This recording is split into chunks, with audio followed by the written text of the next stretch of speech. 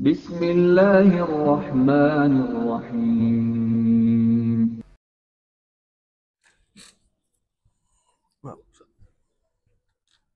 Tes.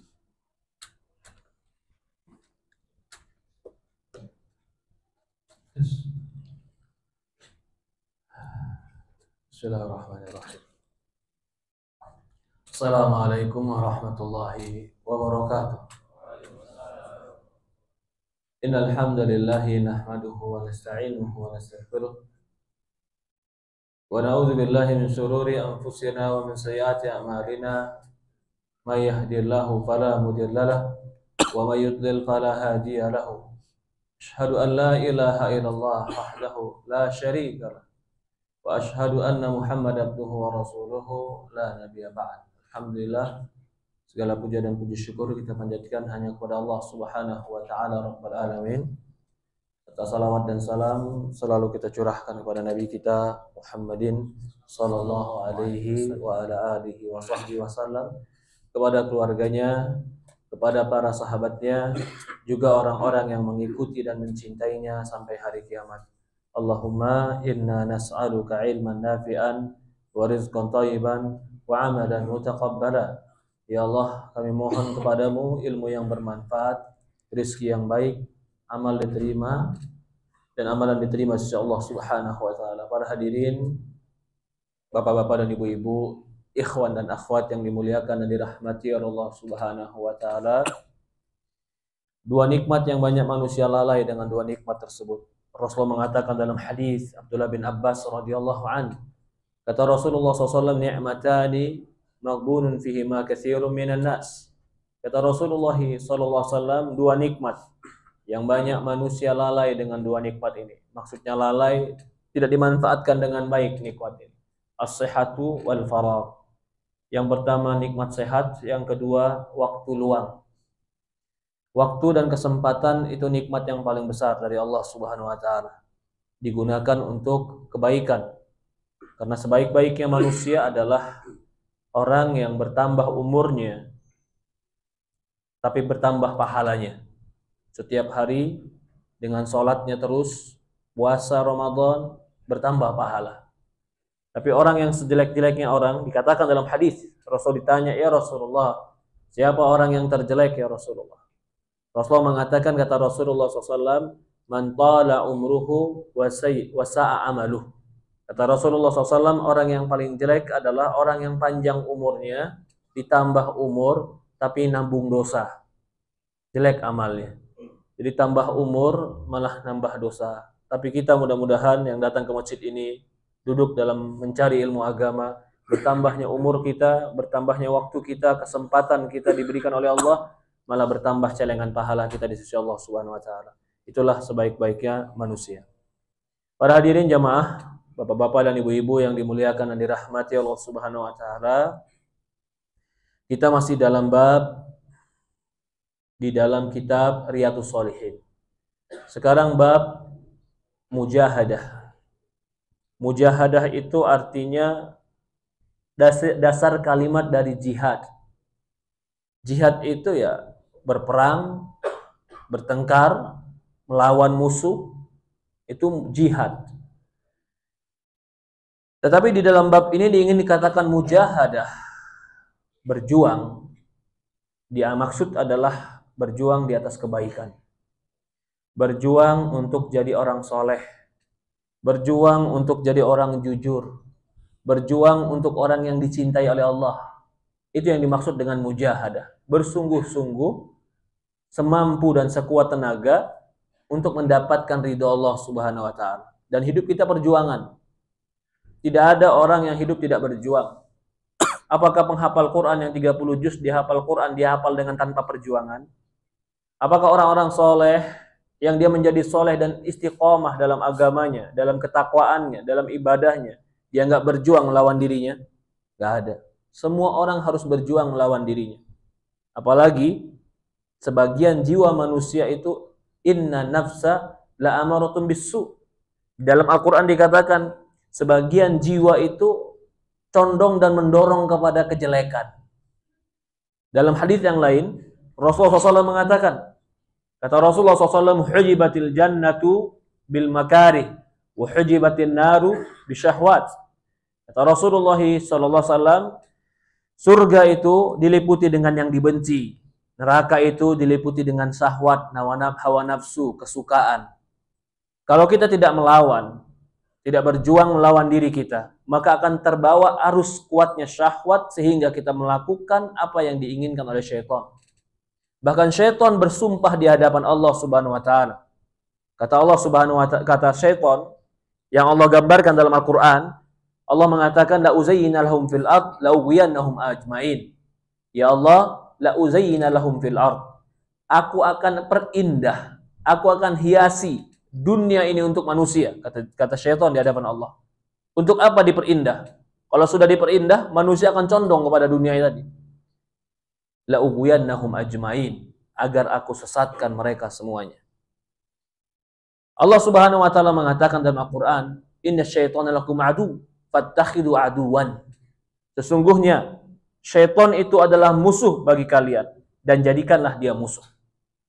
Kalau kita melawan musuh pasti butuh perjuangan. Begitulah jiwa seorang mukmin untuk menjadi orang yang baik. Selalu butuh perjuangan. Ini babnya. Bab mujahadah, berusaha, berjuang untuk di atas kebaikan. Di dalam Al-Qur'an, Allah Subhanahu wa taala menyebutkan surat Al-Ankabut ayat 69. Kata Allah Subhanahu wa taala, "Walladzina jahadu fina lanahdiyannahum subulana. Innallaha lama'al muhsinin." Kata Allah Subhanahu wa taala, dan orang-orang yang mujahadah, orang-orang yang jahadu, berjihad, bersusah payah, berjuang. Untuk apa? Fina, untuk berada di atas keriduan kami. Berada di atas agama kami. Keistiqomahan di atas agama Allah. Apa yang Allah kasih untuk dia? Lanahdiyannahum subulana. Pasti kami akan berikan dia petunjuk dan hidayah agar dia tetap berada di atas jalan-jalan kami.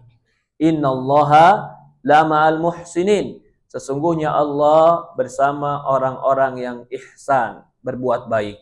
Ankabut ayat 69. Di ayat ini Allah Subhanahu wa taala mengatakan bahwasannya ada orang-orang yang dia bersusah payah, berjuang, melawan dirinya untuk bisa terus di atas agama Allah dan melakukan ketaatan. Dan itu sebenarnya harus dilakukan oleh setiap mukmin. Kalau setiap mukmin mengikuti nafsunya, keinginannya, tentu pasti tidak ada orang yang bersungguh-sungguh di jalan Allah Subhanahu wa taala. Bahkan ketika Allah Subhanahu wa taala menjanjikan di sini, orang-orang yang bersungguh-sungguh di jalan kami, lanahdiyannahum subulana. Pasti, kata Allah. Di sini pakai lam di depannya. Dalam bahasa Arab, konteks Arab di sini lam di sini menunjukkan sumpah. Lalu di belakangnya Allah tandakan lagi, tambah lagi dengan nun yang ditasydid. Nun tasydid itu dalam bahasa Arab maksudnya juga taukid, maka dikatakan nun taukid tsakilah. Apa itu nun taukid? Pasti lagi. Jadi di depan Allah kasih pasti, di belakang Allah kasih pastinya dua. Pasti. Pasti dan pasti. Kami akan berikan mereka petunjuk. Apa yang dimaksud petunjuk? Lanahdiyannahum subulana. Kami akan berikan mereka hidayah. Kapan dia diberikan hidayah? Ketika dia mau bersungguh-sungguh di jalan Allah. Dia mau berusaha merubah diri sedikit, Allah yang merubah dia banyak. Dia mau berusaha mendekat kepada Allah sehasta, Allah mendekat kepada dia sejengkal. Dia mau berusaha untuk berubah, berjalan menuju Allah, Allah akan berlari menuju dia. Jadi yang penting itu, kita punya niat dan usaha untuk menjadi orang baik. Nanti Allah yang menjadikan kita lebih baik. Karena kalau kita betul-betul menjadi orang baik, berjuang melawan diri kita, sementara syaitan selalu berusaha agar kita terjatuh dalam kesalahan, kita nggak mampu. Jangankan ada bisikan syaitan yang mengganggu kita. Kadang-kadang bukan syaitan dari kalangan jin, ada syaitan dari kalangan manusia yang mengganggu. Kalau bukan dari pertolongan Allah, kita nggak mampu. Sama seperti ketika kita mau masuk Ramadan ini, Pak. Ramadan sebentar lagi. Pintu rahmat. Ramadan pintu ampunan. Ramadan Allah mengobral ampunan Allah kepada siapa saja. Ampunan yang dosa sebesar apapun, kalau dia datang Ramadan dan tobat kepada Allah, Allah ampuni. Di waktu duhanya Allah ampuni, di waktu puasanya Allah ampuni, di waktu sahur ada ampunan, di waktu berbuka ada ampunan, di waktu sholat malam ada ampunan, bertemu Ramadannya ada ampunan, dan itu berulang 30 hari selama 24 jam. Ampunan Allah terbentang di bulan Ramadan. Maka kalau ada yang tidak mendapatkan ampunan Allah di bulan Ramadan, bukan karena Allah yang tidak mengampuni, tapi karena dia tidak mencari ampunan Allah Subhanahu. Kalau ampunannya itu sesuatu yang sulit didapatkan, lalu dia nggak dapat, mungkin masih dikatakan wajar. Kita disuruh cari jarum di padang pasir, kita nggak dapat, wajar. Nggak mungkin kita disalahkan. Tapi kita disuruh cari pasir di pinggir pantai, lalu kita nggak dapat. Atau disuruh cari pasir di padang pasir, kita nggak dapat, kita kelewatan. Sama seperti itu orang yang disuruh cari ampunan Allah di bulan Ramadan, dia nggak dapat. Kok bisa nggak dapat? Kamu nyari atau tidak? Maka dalam sebuah hadis, suatu hari Rasulullah SAW turun dari mimbar sambil mengatakan amin, amin, amin. Para sahabat bingung, ya Rasulullah SAW, apa yang kau katakan amin? Kata Rasulullah SAW, Jibril datang padaku dan mengatakan 3 doa. Yang satu, rogi ma'anf, man adroka walidai au ahaduhuma walim yudkhil jannah. Celaka, rugi mereka, tersungkurlah mereka. Yang ketemu orang tuanya, dapat orang tuanya. Atau salah satu kedua orang tuanya, nggak dua-duanya, satu yang dia dapetin. Tapi dia nggak kesempatan masuk surga. Karena ada pintu surga, kenapa dia nggak bisa masuk surga? Pintunya depan dia. Yang kedua, rogi ma'anf, celaka mereka. Siapa ya Rasulullah? Man adraka Ramadan. Orang yang ketemu Ramadan, tsumman salah, kemudian Ramadan berlalu, falam yukfarlah, tapi nggak diampuni dosanya. Katakan amin ya Muhammad. Maka Rasul mengatakan amin. Yang mendoakan Jibril, yang mengaminkan Rasulullah. Kenapa Jibril dan Rasulullah menganggap orang yang paling celaka adalah orang yang ketemu Ramadan tapi tidak diampuni dosa? Karena berarti sama sekali tidak ada usaha bagi dia untuk mencari ampunan Allah SWT. Ketemu Ramadan saja, lalu kita puasa, Allah ampuni dosa kita. Ramadan ila Ramadan, mukafiratul lima bainahunna idastunibatil kabair. Kata Rasulullah SAW, ketemu Ramadan dan Ramadan berikutnya menggugurkan dosa selama dosa-dosa besar tinggalkan. Puasa di siang harinya Ramadan menggugurkan dosa. Man shoma Ramadan imanan wa ihtisaban ghufira lahu ma taqaddama min dhanbi. Barang siapa yang puasa di bulan Ramadan beriman dan berharap pahala Allah, Allah ampuni dosanya. Di malam harinya kalau dia salat, man qama Ramadan imanan wa ihtisaban ghufira lahu ma taqaddama min dhanbi. Rasulullah mengatakan, barang siapa yang salat pada malam-malam Ramadan, Allah ampuni dosanya. Malamnya ada 30 kali, siangnya 30 kali. Ketemu Ramadan setiap hari. Lalu kalau dia nggak diampuni, apa yang dia lakukan? Apa hubungannya dengan mujahadah di sini? Apa hubungannya dengan bersungguh-sungguh di sini? Karena Ramadan itu adalah bulan bersungguh-sungguh untuk mencari ampunan Allah Subhanahu wa taala. Apa hubungannya dengan bab ini? Sebenarnya keterkaitan. Kalau memang seandainya kita merasa berat untuk menjadi orang soleh langsung berubah seumur hidup. Berat Ustaz. Kayaknya saya pelan-pelan Ustaz. Oke. Mulailah di Ramadan. Karena Ramadan itu pintu-pintu kebaikan dilakukan. Semua orang melakukan puasa. Kita bisa puasa. Jadi ketika kita puasa nggak dianggap orang soleh sendirian. Semua orang melakukan sholat malam. Ketika kita sholat malam tarawih bersama, kita tidak lakukan sendirian. Lalu kalau kita berusaha mendekat saja kepada Allah, walaupun sehasta, Allah akan mendekat kita sejengkal, bahkan lebih dekat daripada itu. Kita berusaha saja untuk merubah diri sedikit. Ya Allah, aku mau sholat. Ya Allah, aku mau puasa. Ya Allah, aku mau meninggalkan maksiat. Tapi maksiat ini terus membelenggu aku ya Allah. Kalau tanpa pertolonganmu aku gak bisa meninggalkan maksiat ini. Dekatkan kepada Allah dengan ibadah. Nanti ba'da Ramadannya Allah yang berikan kita hidayah. Akhirnya dimudahkan oleh Allah. Ini maksud dari ayat. Alladzina jahadu fina lanahdiyannahum subulana. Orang-orang yang mau berusaha. Yang penting usaha dulu. Yang penting ada niat dan tekad. Alladzina jahadu fina. Orang-orang yang bersungguh-sungguh di jalan kami, berusaha di jalan kami.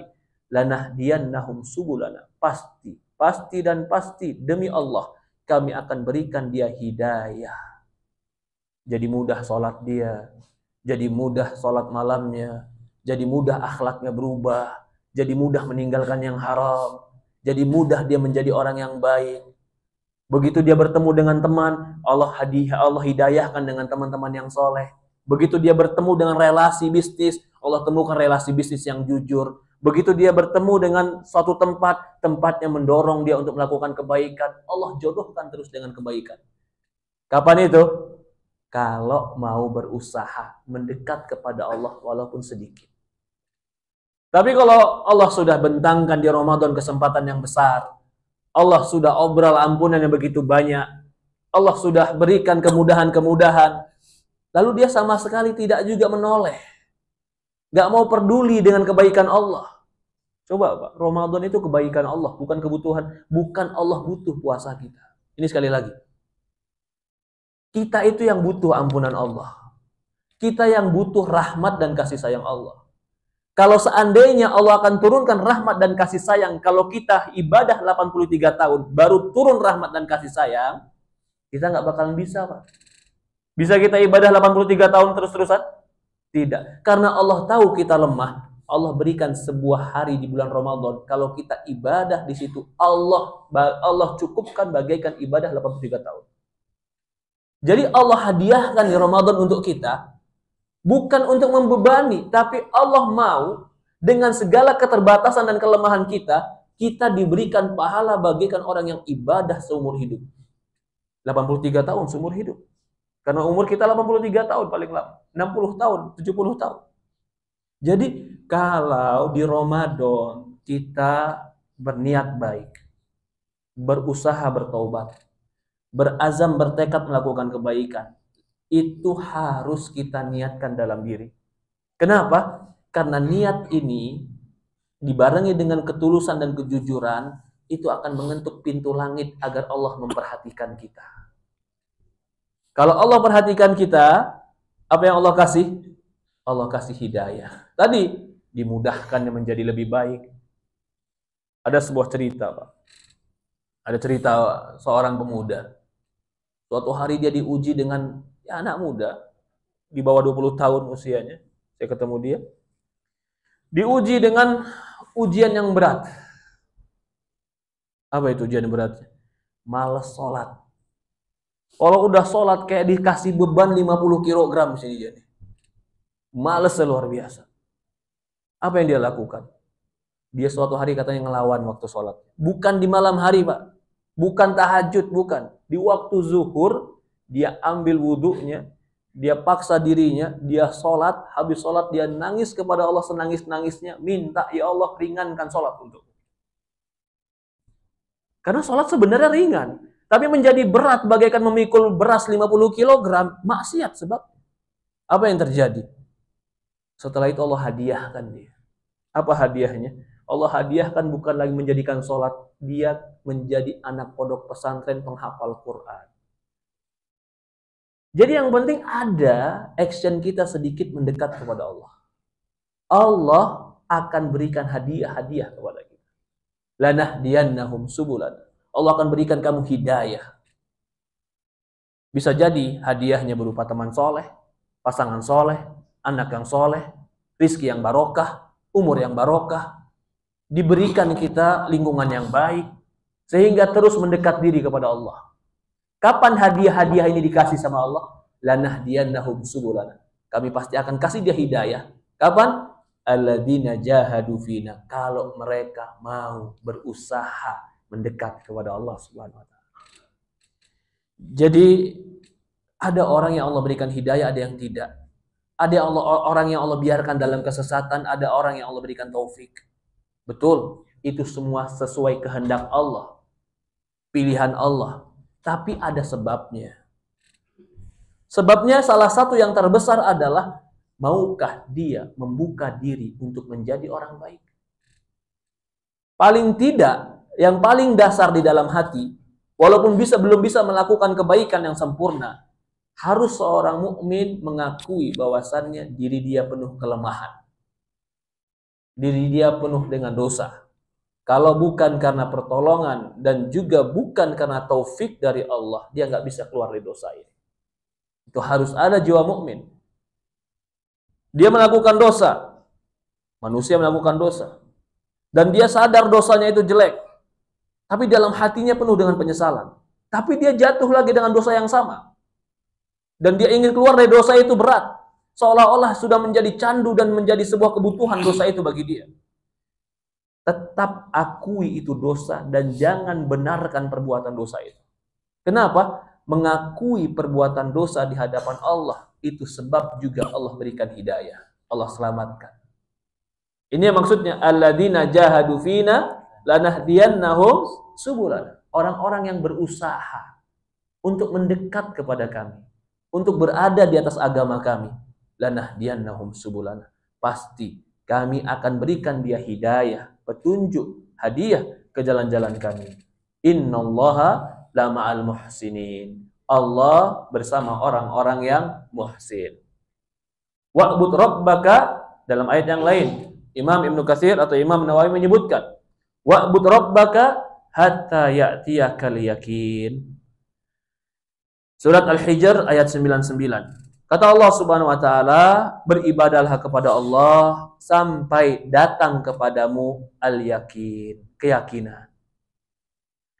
Ditafsirkan oleh para ulama tentang ayat ini. Apa maksudnya kita diperintahkan ibadah kepada Allah sampai datang keyakinan? Apakah selama ini kita ragu? Kita nggak ragu, Islam benar. Lalu apa yang dimaksud dengan keyakinan di sini? Keyakinan di sini adalah sesuatu yang pasti, yang tidak ada orang yang mengingkari. Yang dimaksud adalah kematian. Ada orang ragu dengan kematian pasti datang? Nggak ada. Maka ayat ini ingin menegaskan, beribadahlah kepada Allah, menjadilah hamba Allah sampai kau mati. Jadi kalau kita disuruh jadi orang baik sampai kapan, Pak? Sampai mati. Lama atau sebentar? Lama atau sebentar? Kalau kita berbicara tentang akhirat, ingatlah umur nggak lama. Iya. Tapi kalau kita berbicara pengen dunia, selama itu halal, silahkan, punya semangat dunia. Tapi kalau udah berkaitan dengan akhirat, wa'bud rabbaka hatta ya'tiyakal yakin. Beribadahlah kepada Allah sampai datang keyakinan. Jadi sabarnya kita meninggalkan yang haram, sabarnya kita mengerjakan sholat, sabarnya kita puasa, sampai kapan? Gak lama. Sampai al-yakin datang. Apa itu al-yakin? Al-maut, kata para ulama, kematian. Dari inilah Rasulullah mengatakan dalam sebuah hadis. Kata Rasulullah SAW dalam sebuah hadis, isbiru hatta talqauni alal haud. Kata Rasulullah SAW, sabar kalian. Sabar untuk menjalankan agama ini. Sabar untuk taat kepada Allah. Sabar untuk meninggalkan yang haram. Karena itu butuh kesabaran. Istiqomahan butuh kesabaran. Sampai kapan ya Rasulullah? Hatta talqauni alal haud. Sampai kalian ketemu aku nanti di telaga. Nah, berarti kesabaran ini butuh mujahadah, kesungguh-sungguhan. Jangan dikira orang soleh itu nggak berperang dalam dirinya tentang kesolehan. Tuh dia mah enak, orang soleh gampang. Siapa bilang? Semua orang memerangi dirinya untuk bisa taat kepada Allah. Semua orang mematahkan syahwatnya untuk bisa mencari ridha Allah. Cuman masalahnya, orang yang biasa menggeluti dirinya dan syahwatnya sering kalah, dia sudah lebih canggih, lebih ahli dalam menggeluti dirinya. Tapi kalau orang yang biasa bergelut dirinya tapi syahwatnya terus menang, dia sering kalah, dia harus latihan supaya dia bisa memenangkan syahwat. Tapi apakah orang soleh tiba-tiba bisa mengalahkan syahwatnya begitu saja? Tidak. Ada. Dia harus mengalahkan dengan bangun malamnya, sholat. Emang bangun malam tidak harus mengalahkan syahwat? Lagi enak-enak tidur, seharian kerja, malam lagi enak-enak tidur, bangun. Siapa yang tidak melawan syahwatnya di situ? Semua orang melawan syahwat. Ketika puasa sunnah, semua orang melawan syahwat. Tapi ketika tidak pernah melawan syahwat, maka syahwat mendominasi dalam diri. Ketika dia mendominasi dalam diri, dia akan menang. Ketika dia menang, diri akan lemah, pergulatan ini akan selalu dimenangi oleh syahwat. Kalau begini keadaannya, kapan saya mau menang, Ustaz? Karena dia sudah mendominasi. Jawabannya, kau punya Allah. Gak mungkin Allah Subhanahu wa ta'ala membiarkan musuh kita terus memenangkan diri pada kita. Kalau kita minta tolong kepada Allah. Maka di surat Al-Fatihah, apa yang kita minta? Ihdinas siratal mustaqim. Iyyaka na'budu wa iyyaka nasta'in. Perhatikan, Pak. Iyyaka na'budu artinya hanya kepadamu kami beribadah. Iyyaka nasta'in, hanya kepadamu kami minta tolong. Kenapa permintaan tolong ini dikaitkan dengan permintaan ibadah? Karena permintaan supaya kita bisa tetap ibadah dengan baik kepada Allah itu sangat butuh pertolongan Allah. Kita anggap kita minta tolong ketika bisnis. Kita anggap kita minta tolong ketika kita tenggelam. Betul, minta tolong sama Allah. Tapi di Al-Fatihah, Allah kaitkan minta tolong sama Allah dengan ibadah. Karena ibadah itu butuh pertolongan Allah. Dan ketika kita mulai ibadah, Allah akan tolong kita. Jadi antara ibadah dan pertolongan Allah, kalau ditanya mana yang duluan? Iyyaka na'budu. Kita ibadah dulu. Sedikit saja sholat 5 waktu. Sedikit saja mulai lakukan kebaikan. Iyyaka nasta'in. Pasti Allah akan tolong. Ya, ini dikatakan dalam hadis Abu Hurairah radhiyallahu an, atau dalam hadis Anas bin Malik radhiyallahu an, diriwayatkan dari Rabb Azza wa Jalla, hadis qudsi ini. Berkata Allah Subhanahu wa taala dalam hadis qudsi, "Idza taqarrabal 'abdu ilayya shibran, taqarrabtu ilayya dira'an. Idza taqarraba ilayya dira'an, taqarrabtu bihi ba'an. Idza atani yamshi ataituhu harwalah." Jika seorang hamba mendekat kepadaku dengan sejengkal, maka aku mendekat kepada dia sehasta. Jika dia mendekat kepadaku sehasta, aku akan mendekat pada dia sedapa. Jika dia mendatangiku dalam keadaan berjalan, maka aku akan mendatanginya dalam keadaan berlari. Rawahu Bukhari. Para jamaah yang dimuliakan dan dirahmati Allah Subhanahu wa taala, hadis ini menegaskan kita harus berusaha untuk berbuat baik semampu kita. Idza dakhala, bahkan Rasulullah SAW mengatakan saddidu wa qarribu. Saddidu itu artinya berusaha. Wa qarribu artinya mendekat.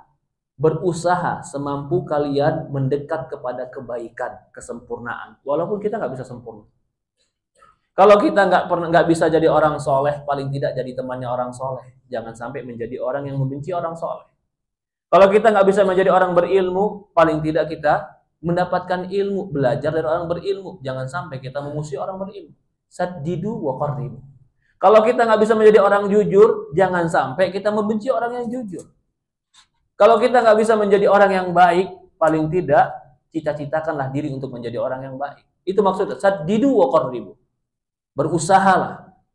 Allah tidak akan pernah bosan dengan amal kalian sampai kalian bosan beramal, kata Rasulullah SAW.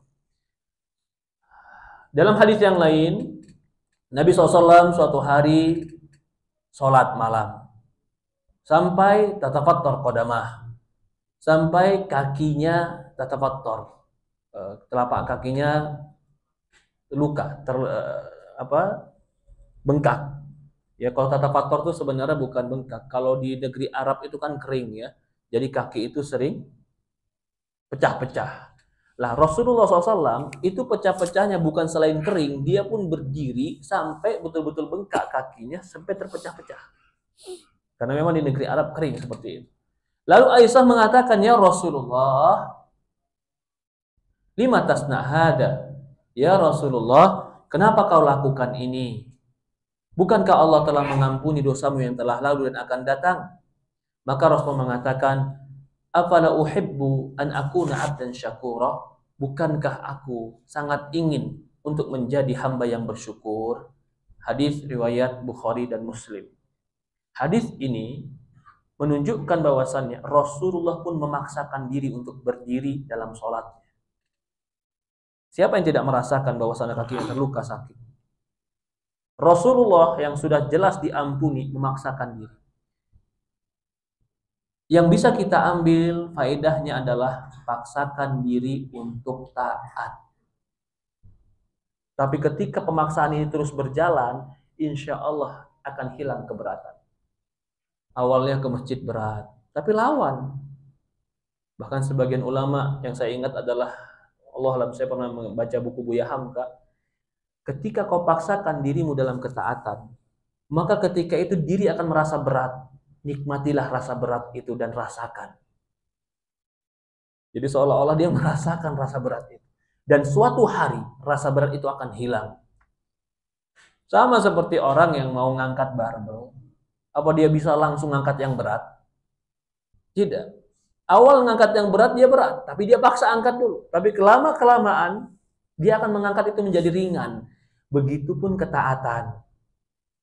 Jadi kalau dia bilang, Ustadz saya belum sholat dulu, kenapa? Belum ada panggilan hati, tunggu ada panggilan hati. Allah udah panggil di Quran, muazin udah panggil pakai mikrofon, Rasulullah sudah panggil dalam hadis, panggilan apa lagi diinginkan? Malaikat turun langsung manggil kamu? Apakah kamu juga nabi sampai malaikat turun untuk memanggil kamu? Tidak mungkin. Sudah jelas. Kata Allah Subhanahu wa taala, "Idza nudiya lis-sholati min yaumil jumu'ah fas'au ila zikrillah." Kalau dipanggil untuk sholat, datang untuk zikir kepada Allah. Jadi kesimpulannya, semua orang harus berjuang menjadi orang yang lebih baik. Tidak ada orang yang bisa baik kalau dia tidak berjuang menjadi lebih baik. Dan bulan Ramadan ini bulan perjuangan. Kalau Ramadan kita bisa baik, maka Allah akan perbaiki setelahnya. Tapi khawatirnya, kalau Ramadan yang begitu banyak kesempatan kebaikan, kita tidak bisa berbuat baik. Bagaimana lagi di luar Ramadan yang kesempatan kebaikan ini lebih sedikit?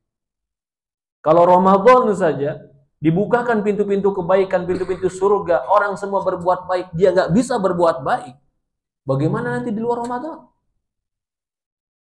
Jahidu, atau dikatakan alladzina jahadu fina lanahdiyannahum subulana. Semoga Allah Subhanahu wa taala berikan kita kekuatan untuk menjadi orang yang lebih baik.